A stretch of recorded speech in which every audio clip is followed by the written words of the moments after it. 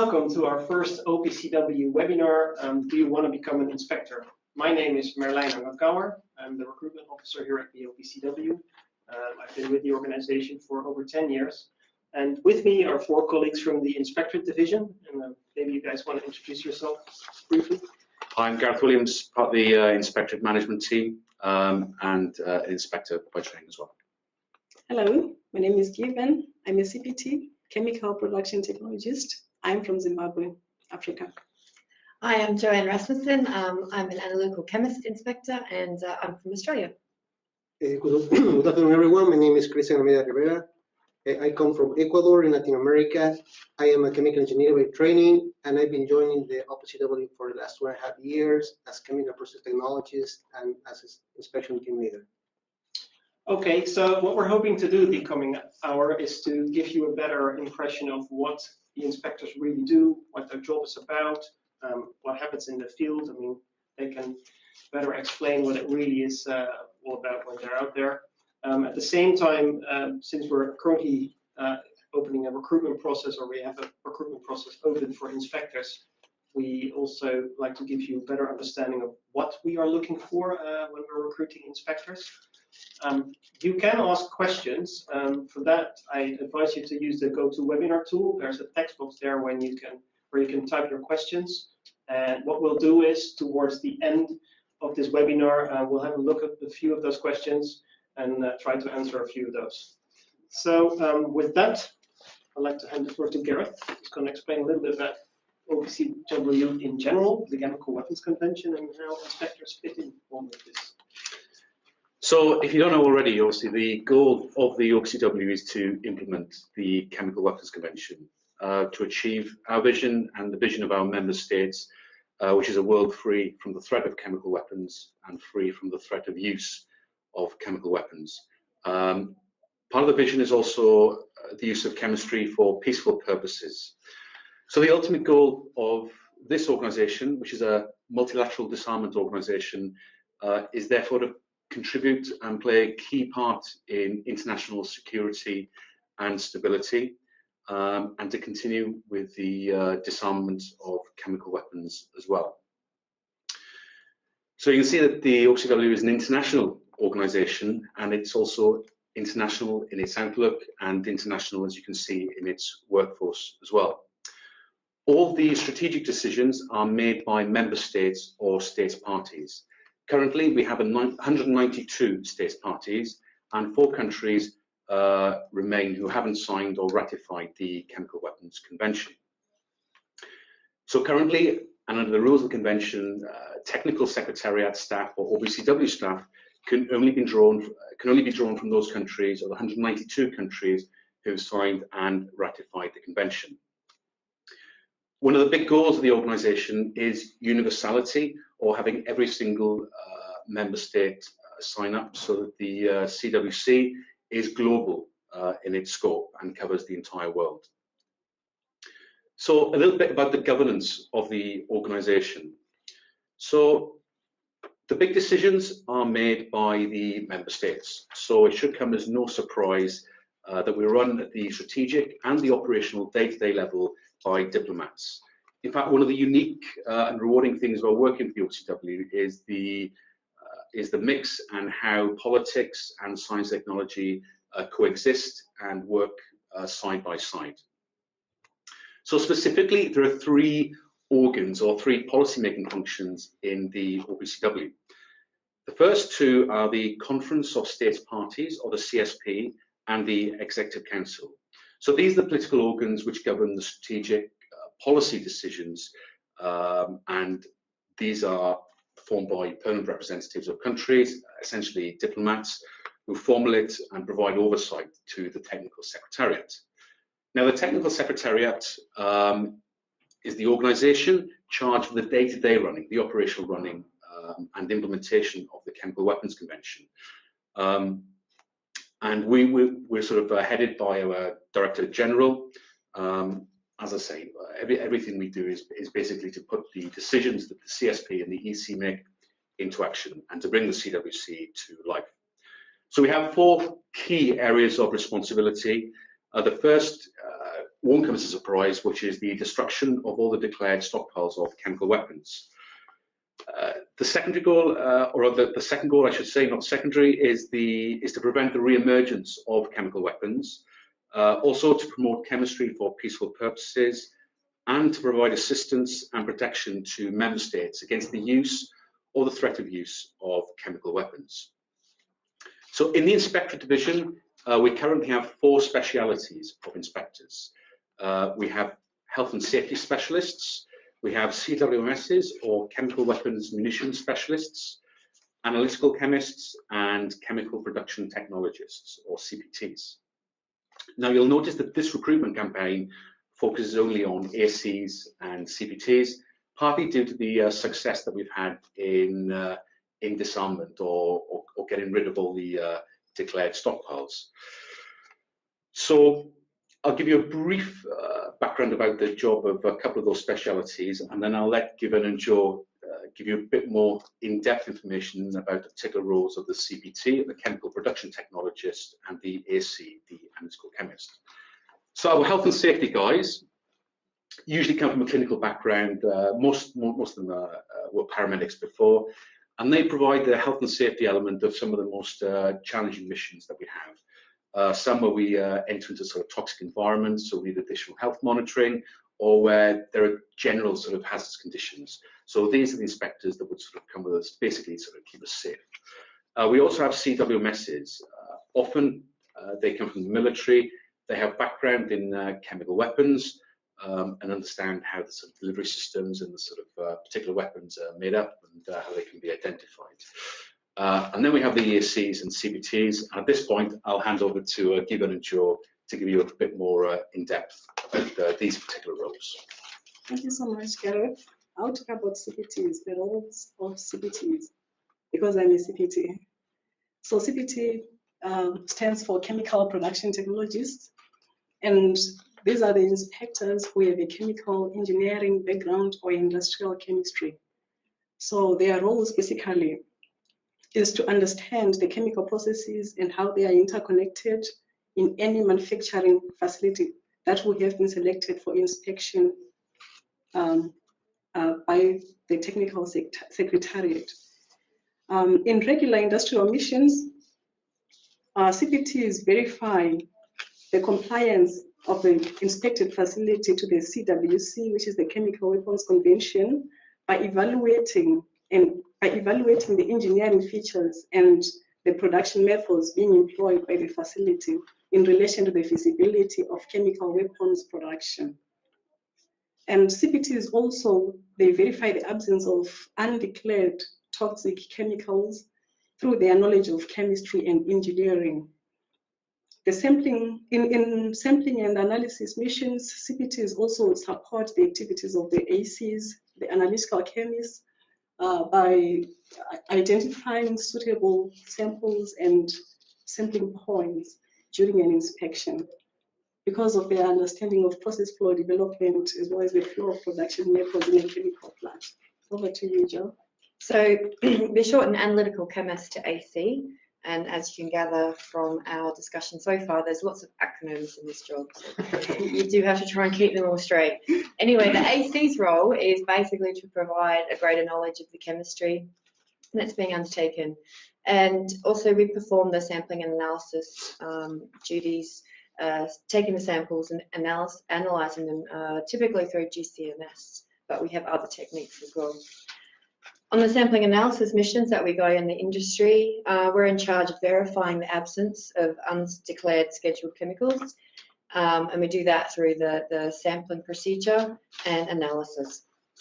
At the destruction facilities, our role is more of a witness as the state's parties take the samples and do the analysis, and we're in charge of witnessing that sampling and analysis to make sure that the chemicals are identified correctly and that the threshold of the destroyed agents is correct. Okay, so what's a mission? A mission is basically a set of pre-planned verification and monitoring activities that are carried out by the inspection team in order to fulfill the mandate aims for the inspection. There are several types there are several types of missions, but we'll stick to two that are relevant to CPTs and ACs.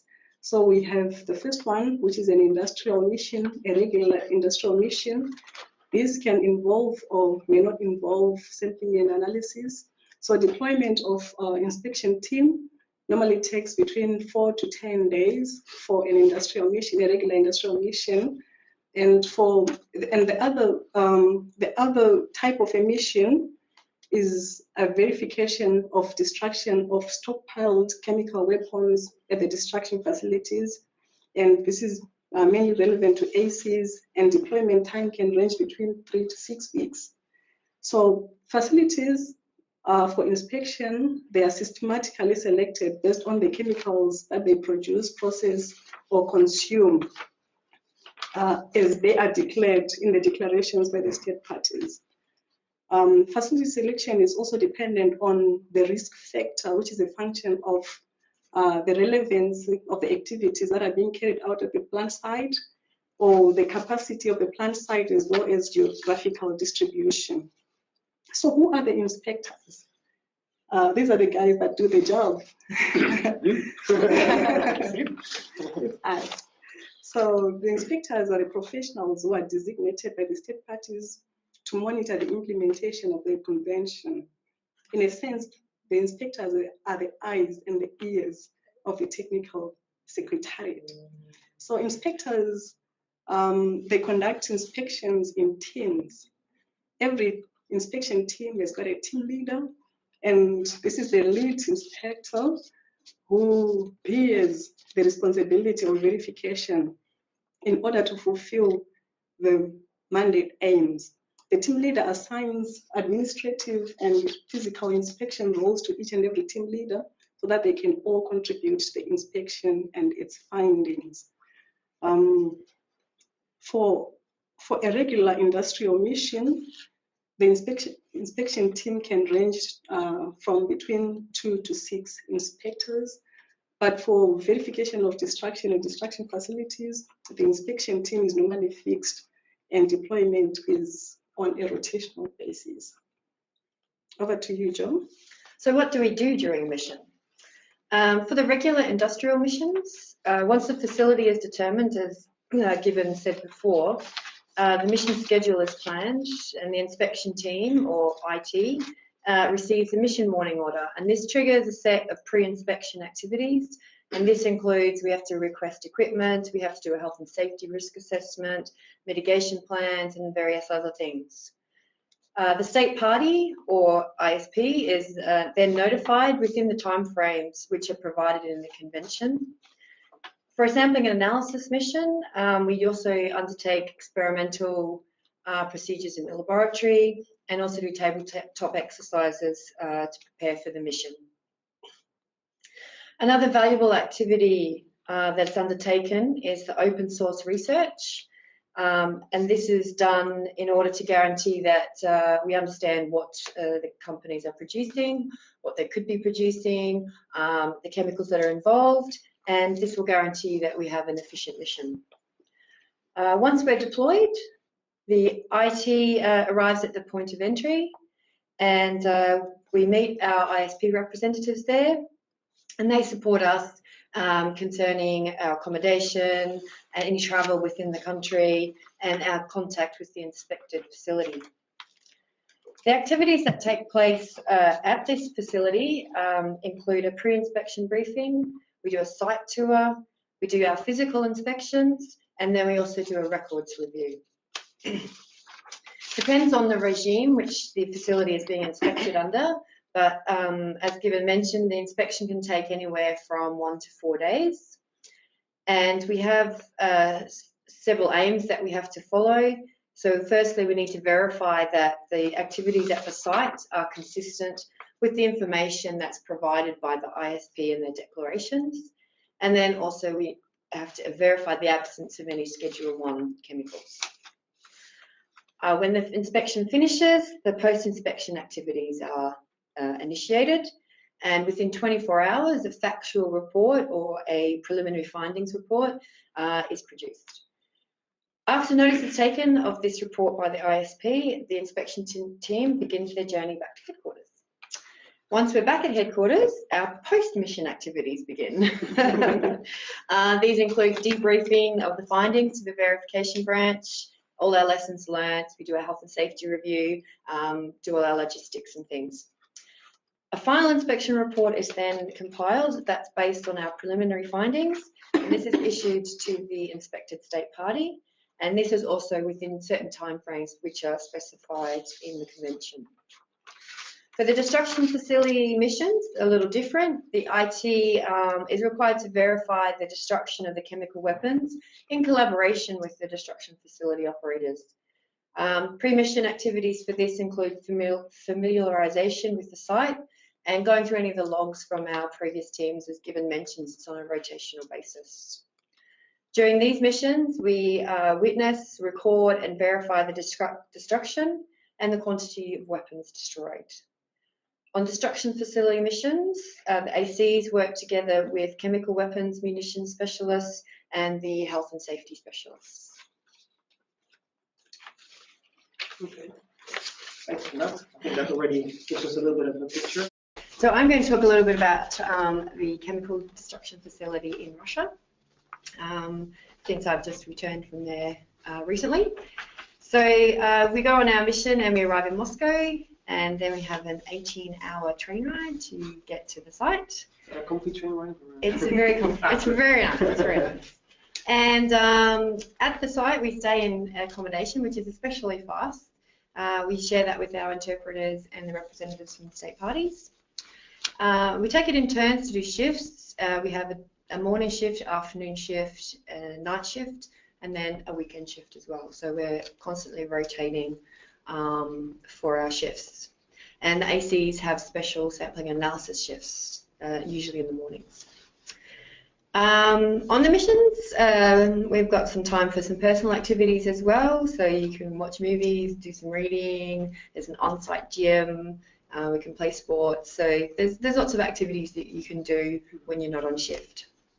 There's also a Wi-Fi connection, so you can Skype or call home, which is particularly important because, as we've mentioned, these can be 3 to 6 week missions, and that can be a long time away from home. So that's a nice comfort that we have. What would you think is can you maybe tell us what the greatest challenge is, or what do you find most challenging when you're out there for such a long period? Yeah, I think the hardest part is missing the family, and yeah, often putting your entire life on hold to go out there for 6 weeks, and then you have to come back and get into the swing of work and social life again. So, but having that internet connection and having the contact is actually quite good. Yeah. Okay. Plus you've got your team there as well, so it's not like you're there by yourself. So having all in the one accommodation is quite nice. So you have quite some social activities together. So that's and they're a social bunch, inspectors. Yes. Very nice people. But every Tuesday and Thursday we get to go to the local village and go shopping. So we do get out from the facility.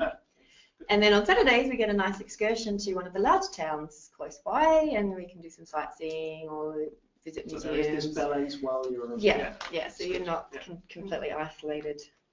And all the staff and all our Russian escort team are really professional and really nice people. So it's quite a nice atmosphere out there. So yeah, it's a great experience. Okay. So as you can see, the job entails a lot of traveling. I'll share about my experience in the first mission that I had. It was in Japan. Well, unlike Joe, I had a very nice experience for my first mission. I enjoyed world business class for my flight. Don't be envious. I enjoyed world business class for my flight, and well, the mission went on well. It's always exciting to experience different cultures and cuisines when you visit different nations. The Japanese are exciting as well. I found it quite amusing. Every time that they enter the laboratory or the control room, when you're coming from the plant area, you have to remove your safety shoes, and then you have to put on sandals. I'm sure it's for contamination reasons. Then as well, during mealtime, they also remove their shoes. And we actually made to sit on a table and chairs that had been designed to make it appear as if you're sitting on the floor. So it's quite exciting. Then we also had good time for sightseeing in one tourist town. I did enjoy on the brighter side. And how many days was this again? How many days? This was from Sunday to Saturday, Oh, so okay. it was 7 to 8 days. Yeah. Okay. All right, great. As was already mentioned here, travel is intrinsic in our role. So, and just acknowledging that every case is different depending on the specialty and on the individual, we could say that on average we might be deployed, if we are involved in Article 6 inspections, as we normally do as CPTs, and also ACs are involved, we could be deployed 13 to 14 times a year. So that means that we might be able to cover probably 120 to 140,000 kilometers per year. So what does it mean, that number? In fact, is around like biking at 16 kilometers an hour all year long. So, but if you're just putting that in a different level, it is actually more than 1/3 of the distance from the Earth to the Sun. So we're going to the moon, sorry, not to the Sun. Too far. Right. It's actually about revolving 3.5 times around the Earth and more than 3,000 marathons. That's actually the distance that you might be expected to cover if you are in that level of 13 to 14 inspections a year. So one other element, as already mentioned here, is about you might be visiting various locations. So in those 13, 14 inspection deployments, you might be able to see different areas, understand from the culture, which actually makes this experience pretty unusual and unique. And also, as I said, it is about enriching your soul by visiting different areas. So in my particular case, as being on duty for the last 2.5 years, I have the opportunity to be deployed 33 times and in 4 continents and actually in 17 countries.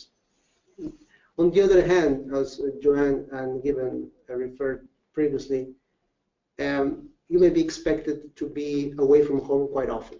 Mm-hmm. So especially CPTs are deployed constantly, very short period of time. 1 week, every 3 weeks you may be deployed. ACs may be deployed in a longer period, but with less frequency. So all in all, we might be away like from home between, say, 90 to 120 days per year. So that means that you need to cope with that period of time be away from home.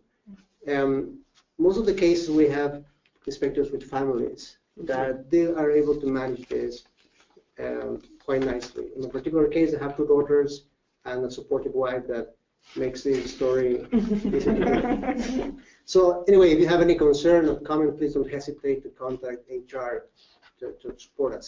Also, we are looking for people who are motivated, forward-looking, people that are enthusiastic, are willing to learn a new skill, a unique skill. So this is a skill that you will be learning. It's going to be probably helping you to make your next move. As soon as you're finishing here, you might be able to develop a skill that will help you in your next move. We're looking for candidates with global mindset and people that know their way around industrial plants, because our working environment is very different. It can range from abandoned facilities, as you will see on the slides, very large chemical complexes, or state-of-the-art R&D laboratories. So those are the 3 areas that I would say we might be being deployed, and actually that makes very varied the experience that we might amalgamate in this type of experience. So that's what I have to say now. Back to you, Marlene. Yeah, so a bit of the recruitment process. We started with, when you apply for the role, we're looking at the minimum qualifications, and that basically starts off with your educational background. As you can see from the vacancy notice, we're looking for people with either a background in chemistry or chemical engineering or related field. The vacancy notice is a little bit more specific, so please check that. depending on which specialty you are applying for. At the same time, we want people to have at least a minimum of 5 years of relevant experience. Again, relevant means really hands-on experience in the roles and in the areas that we're looking for. And I think that's really important. So when you apply, just really make sure that you think, hey, this is I really meet those minimum criteria, and also get them stipulated really clearly in your application. I can just briefly say something towards that. What we generally consider to be better practice, I guess, is if you really try to translate that what you're writing down, so your own experience and your education, and tally it really to the vacancy notice. So what is it that we are really looking for, and try to translate that on paper. So I think you wanted to say something about the... Yeah, I was going to say something briefly about the minimum qualifications. Yeah. They are quite important. They are there for a reason as well. There's quite an intensive period of training and onboarding that happens when you join the organisation. For inspectors, the training program is typically around the 10-week mark, and that previous experience, either in industry or as an analytical chemist, will clearly be tested. So the experience is there to make sure that we know that you stand the best chance of passing the training tests successfully. I think we go into a bit more detail later about the specifics of what the CPT training and the AC training involves. But I think it's important to say that recently we've seen a blurring of the lines between specialities, and we're now starting to focus on the competencies that make great inspectors first, and the specialism is also something, again, that's very important, but is coming sort of a little bit secondary, if you like. And we think that this trend will continue, where we'll further blur the lines.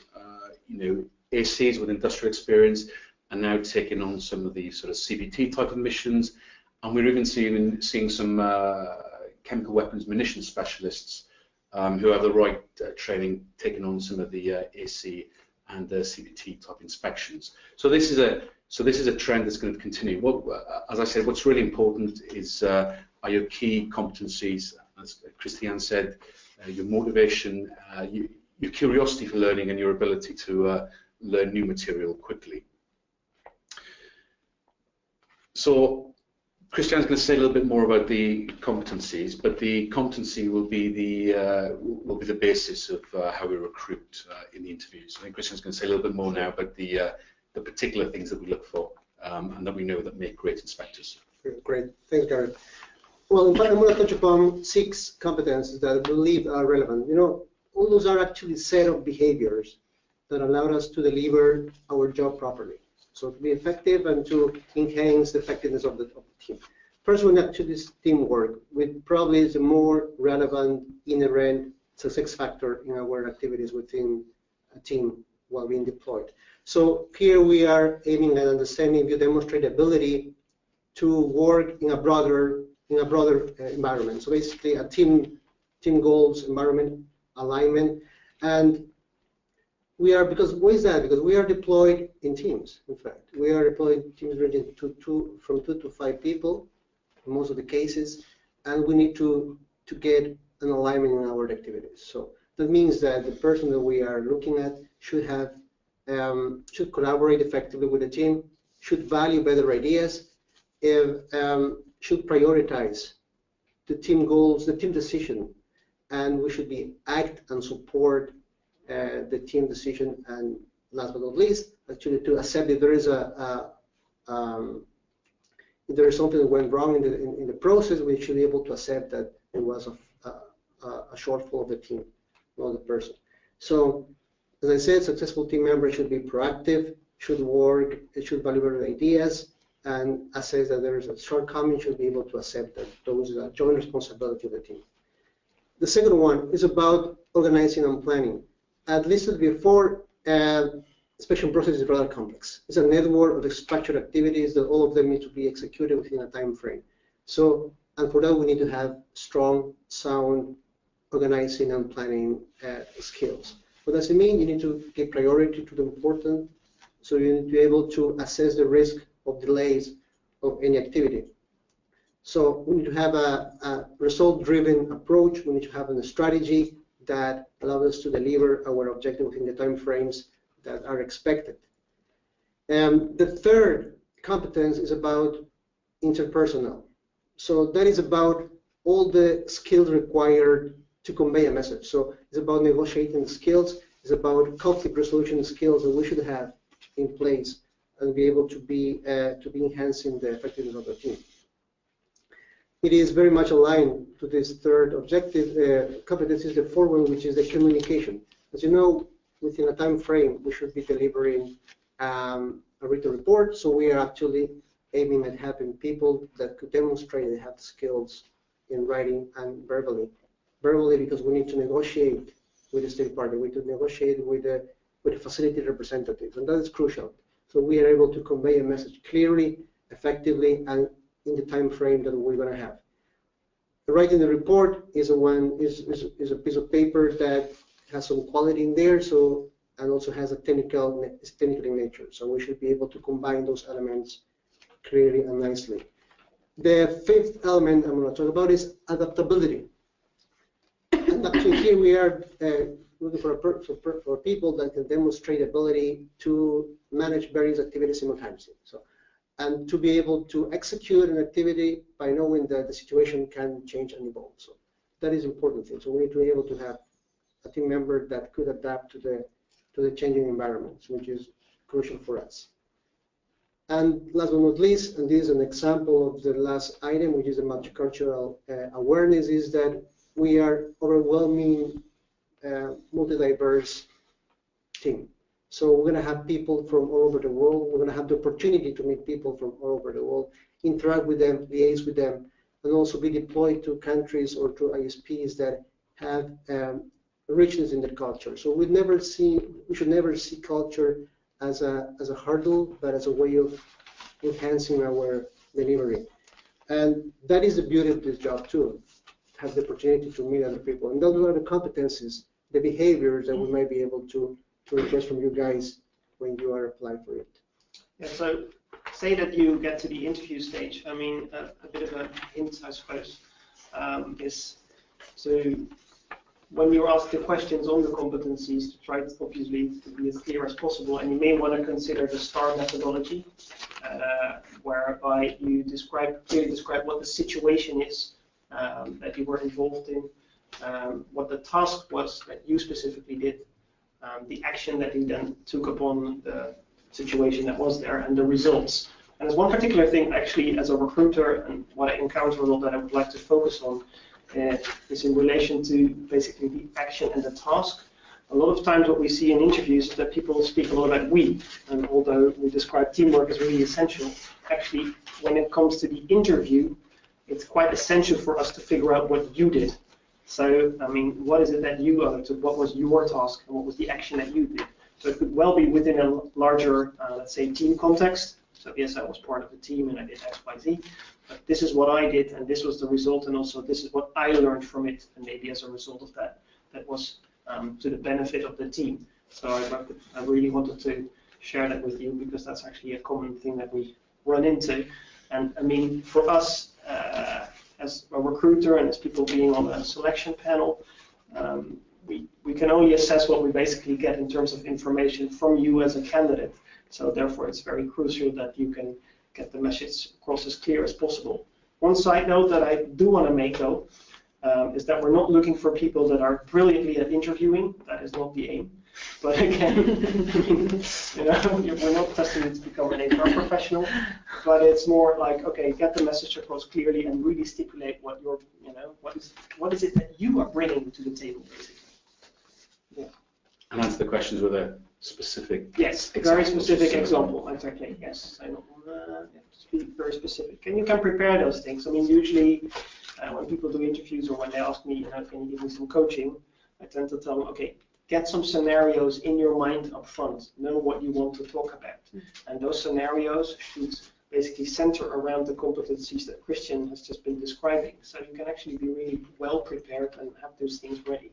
I think there's plenty of stuff on the internet about Exactly. STAR and how to. There's loads of how to information structure out there, and you can practice stuff. So yeah, really do, I would say. Yeah. Okay, I think we want to come to the question as to, why would you consider working at the OPCW? How does it fit into your overall career? Do you guys want to say something about that? Yeah, I was going to say a little bit about the OPCW being a non-career organisation and what that means. So we're a tenure organisation, so you don't join and spend the rest of your days in the OPCW. Unfortunately, we have a maximum tenure period of 7 years. So for all of us, we know that when we join, the latest is that at 7 years that we'll be moving on to something different. But that aside, there are a number of development opportunities available within your 7 years, if you're lucky to get 7 years at the OPCW. And the important thing is that in the work that we do, there's a huge opportunity to gather and develop some new transferable skills and experiences that will become useful in your career after your time here. But there's also opportunities as well to be promoted. So from a P3 inspector, those who show the right competencies, if you like, of leadership, negotiation, and sort of deep knowledge of the verification regime can be selected and put through a promotion process where they go from an inspector to a P4 inspection team leader. And there are some other openings as well in the verification division. We have seen some of our inspectors in the past move sort of CPTs and ACs move into sort of industrial verification as industrial verification officers, or others move into verification as demilitarization officers as well. So that is another avenue of promotion that is potentially available. Also, we have groups of inspectors that leave, usually every year. So as we bring new inspectors or new groups of inspectors on board, we say farewell to another group of inspectors who come to the end of their tenure period. And recently, we've said farewell to a rather large number of inspectors. And I think it's fair to say from their experience in accessing the job market post-OPCW, their experience here as inspectors has proven to be very, very valuable and something that potential employers have been quite interested in. So the 7 years can come in very useful in that aspect. And of course, when you come to the end of your tenure, there's support inside the organisation, like career transition workshops, and other support from peers as well. So despite it being a sort of non-career organisation, there's no need to be sort of frightened off because, like I said, your tenure time here is limited. There are other opportunities available. Anything that you may want to say? Sure. I guess this experience of being here, we can make it a very, very strong advantage in our future, in our next move. So. And always believe that this opportunity gives us this experience gives us the opportunity to develop new skills, the soft skills, the ones that are negotiation skills, working under pressure. And you can even compare, kind of make a comparison between a mission and a small project that you run in your company or in your business. So with the same limited resources, you have time constraint, you have limited people, you need to deliver in time, on time, in full. And with the practice, actually, you will notice that you will make your execution faster and more efficient. And if you are taking this 13 number inspections per year, you will be able, in 7 years, you might be able to have around 100 inspections or projects delivered successfully. And that really gives you a lot of acumen to make your next move, more efficient transition. So, and I guess that is the benefit that I see, give you the opportunity to develop new soft skills that it's going to be instrumental for you in your next move. Okay. I think it gives you adaptability as well, because to be plonked every time into a completely new plant site that you don't know much about and having to get a grips with the processes there and what happens, quite quickly, I think it bodes well for future jobs where you come across a new situation or again you put in at the deep end, you equip yourself the ability to learn quickly and get a grip to the situation and perform. And I think too, because you are visiting a lot of different sites, which are ranging from pharmaceutical companies to agrochemicals to petroleum, and so you're seeing a wide range of industrial sites, which if you just work at one industrial site, that's all you see. So we get the advantage of seeing yeah, hundreds of industrial sites from way different areas of chemistry. Yeah, I actually believe that every successful engineer needs to be exposed. OPCW is not a small organization. It gives me the opportunity to interact with other highly experienced engineers from different backgrounds, different experiences and exposures as well. And also, I mean, just the fact that we travel to different countries, different industries, it also expands our technological horizon. Yeah, and I believe that the experience that we gain here is very invaluable, and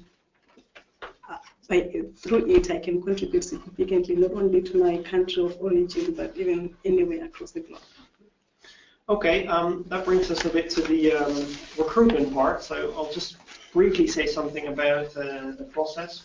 If you decide to apply, or if you have applied already, what can you expect? Basically, the initial thing that happens is we will screen all the candidates. So we'll have a look at your resume and all the other candidates.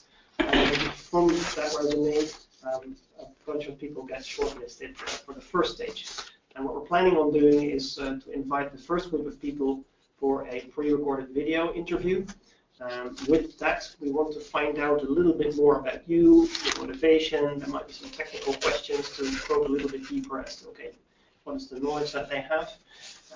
After that, we want to continue with a smaller group of people and move to the next stage, which is a written test. Now, in a written test, I think typically we want to test the technical competencies of the individuals. So, do they meet the standard, basically, that we are looking for? Do we think they can do the job just looking at their current status of awareness of their experience and their education and everything? So, after that, there's a further screening, basically, and then we come to the last stage of the process, which is both an interview with a panel, and we do this usually through Skype, and an online behavioral assessment to look a bit further at your behavioral attributes.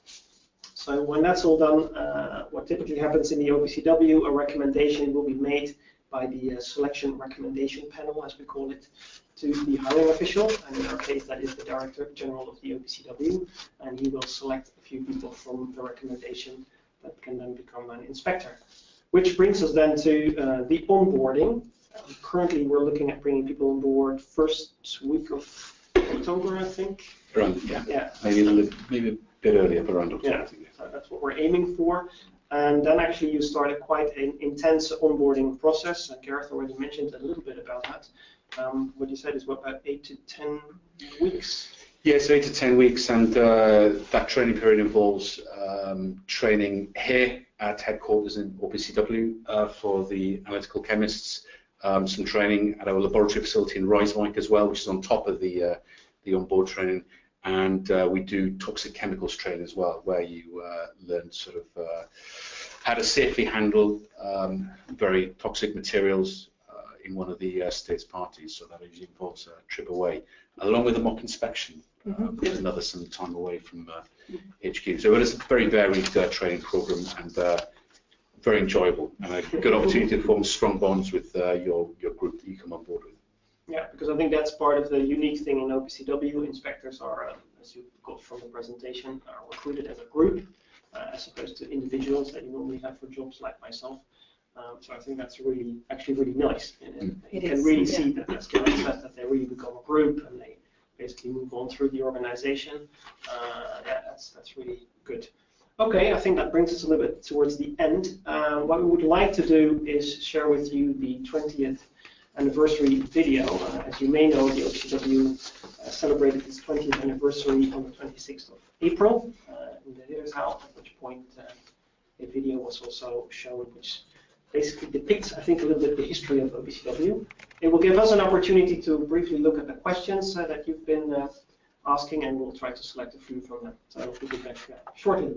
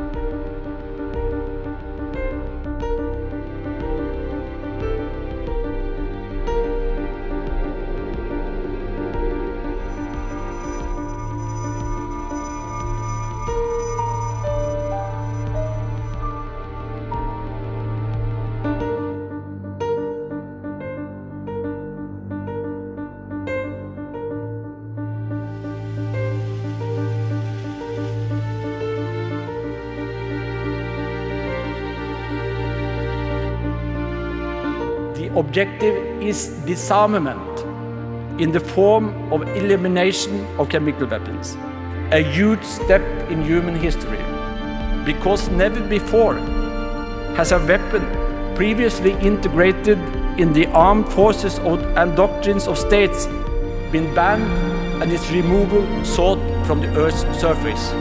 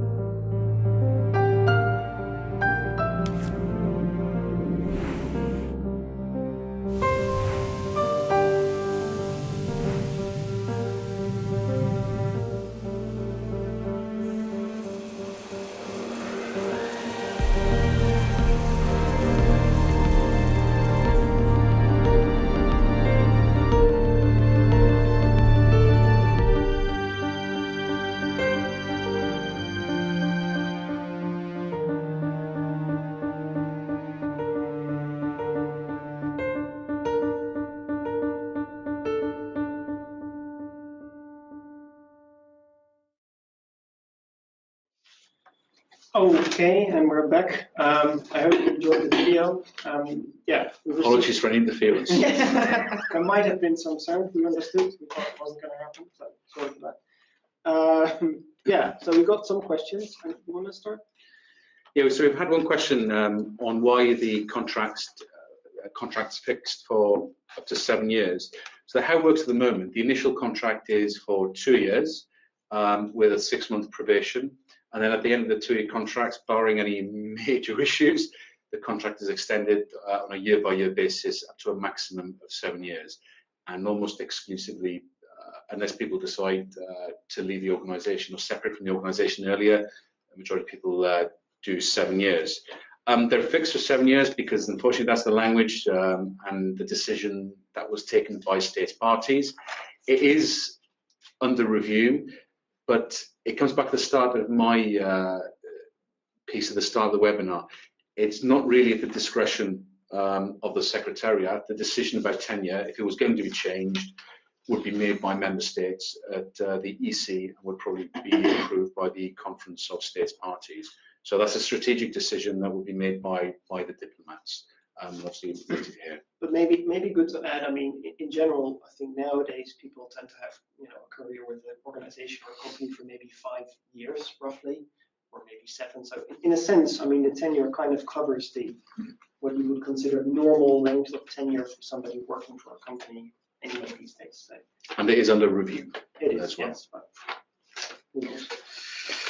We've also had a question on how much analytical equipment is taken on each deployment and what the equipments are used in the research facility. So I'll hand that over to Jo, who's best placed to take that. So when we go on a sampling analysis mission, we do take quite a bit of equipment. There's 3 or 4 pallets. It's about 1 ton of equipment, and that's usually cargoed to wherever we need it to go.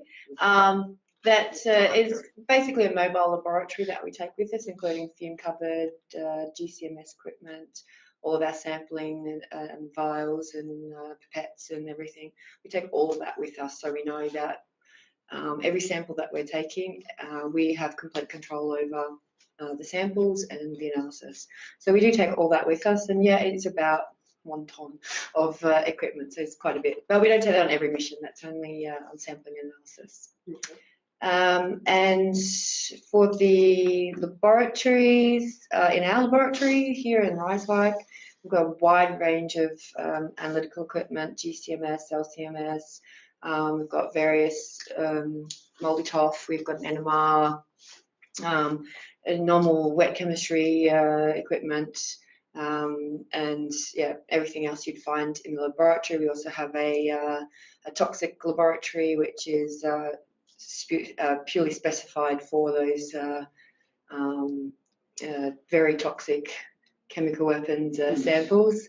So that's sort of state of the art that we have in the laboratory. Okay, what else did we have? There was a question as well that I was going to address about the flexibility in the roles within the organisation. When you apply for the position on this particular intake, I think you either apply for the AC inspector job or the CPT job. So there isn't really much flexibility to change your speciality per se. However, part of what we do now is we do a lot more cross-training. So it'd be quite common if you came on board as an analytical chemist, but you had experience of industry, that we would also train you to be a CPT at the same time. So there's a lot more flexibility, as I mentioned earlier, and blurring the lines between these different specialities. And there's also flexibility in potentially taking on a team leader's job as well, or an inspection team leader, and also maybe moving to one of the divisions and applying for one of the jobs that are advertised internally. So Christian, I think we've had another question about the number of positions available, how many applications. I was going to ask Sure. Christian. Very good question there. So in fact, in view of the successful implementation of CWC by OPCW, which actually reflected also in the Nobel Peace Prize that was awarded to OPCW in 2013, we could say that the interest has increased in applications. The number of applications received by OPCW during this rounds of recruitment has increased. We could say that we were talking about 7 positions this time, and with around approximately 100 applications per position. So we might be expecting around 700 applications in this cycle. Okay. Is there anything else? There's another question. Oh yeah. Okay. Yeah. Okay.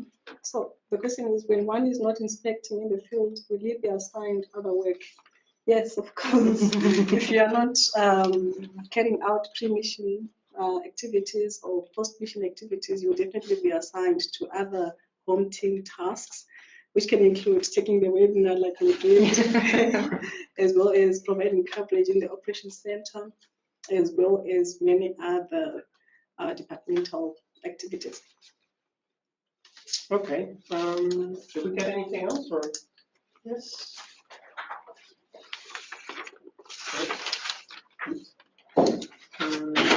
Different focuses. Participation in OPCW training has a chance of getting recruited. Oh, that might be an interesting one. We've had a question about the age limit. I'll leave that to Merlin. You're probably best placed to answer about the age limit for the inspectors. Fine. Yeah, I can say something about that. Basically, the current retirement age at the OPCW is 65. And what that means is that typically, since we need to be able to agree with at least a 2-year contract, you need to be 2 years off from that. However, we always need to see, okay, realistically, I would say 60 usually would be a bit of a cutoff. Although, to be honest, we don't really screen people out. We leave it to see what the competencies are of people, and then in the end, with the Director General, we can decide who will be hired. So we don't have a real cutoff age as such. So you've had another question about if there are any opportunities for scientific publishing, and the answer is yes. I can think of an example during my short time here at the OPCW where we've had a member of my cell who spent some time doing research work at the laboratory.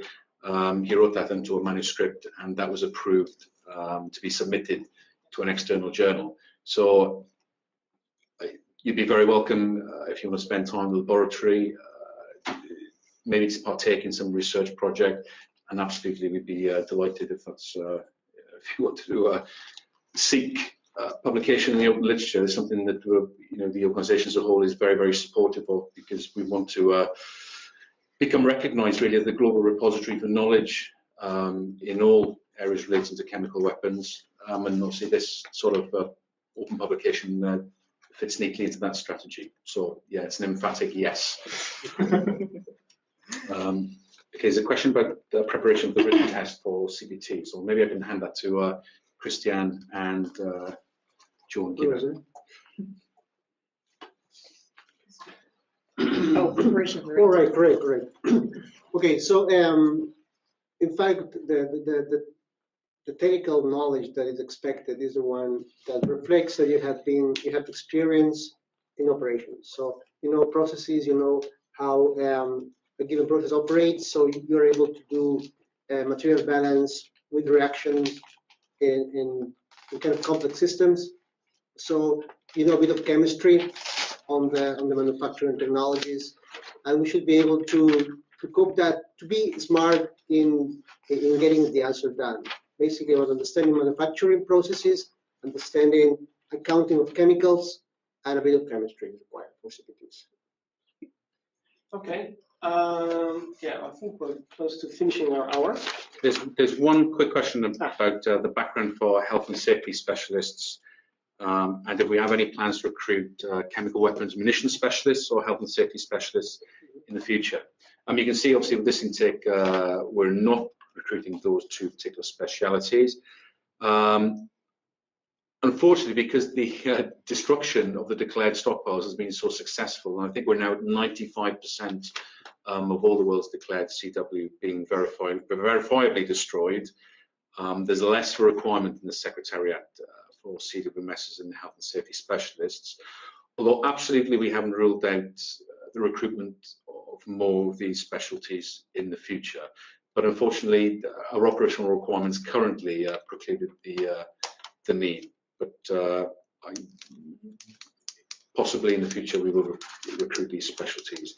And the background for health and safety specialists is usually as paramedics. That's the usual background that people come in with. Or we also have some medics, clinicians as well. Okay, I think that brings us to the end of this webinar. Thank you for putting the effort in getting it all together. I hope it was valuable to you. You really got something out of it. Again, if you have any questions, you can always contact us in the recruitment section, and we'll be happy to answer them. And the plan is to put this video online, hopefully as of tomorrow. So for those of you who are not able to watch it, yeah, you can still have a look and maybe share with other people that you think that might be interested. We're still open. The vacancy, I think, is closing towards the end of May. 28th, yeah. So you still have time to apply. And yes, we're still looking for good people. So yeah.